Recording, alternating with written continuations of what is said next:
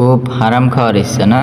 এই দেখো সূরা বাকারার 2 নম্বর পারা এবং 4 নম্বর পৃষ্ঠা 168 নম্বর আয়াতে আল্লাহ তাআলা কি বলতেছেন যে ইয়া আইয়ুহান নাস, হে মানব জাতি, কুলু মিম্মা ফিল আরদি, তোমরা খাও, ফিল আরদি জমিন থেকে, হালালান তয়্যিবা, হালাল খাবার খাও, পবিত্র খাবার খাও, ওয়ালা তাত্তাবিউ খুতুওয়াতিশ শাইতান, তোমরা শয়তানের অনুসরণ করো না।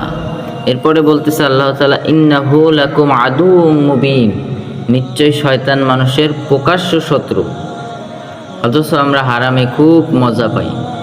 আল্লাহ তাআলা আমাদেরকে এত নিষেধ করেছেন যে আমার জমিনে হালালও হয় হারামও হয়, কিন্তু কি খাবা? ফিল আরদি, আমার জমিনের ভিতর থেকে হালালান তয়্যিবা, তোমরা হালাল খাবার খাবা। সুদ ঘুষের টাকা দিয়ে যতই পবিত্র জিনিস হোক, গরু ছাগল কিনে খাই, কুরবানি দিই, কোনো কিছুই কাজে লাগবে না। এজন্য আল্লাহ তাআলা আমাদের বোঝার তৌফিক দান করুক।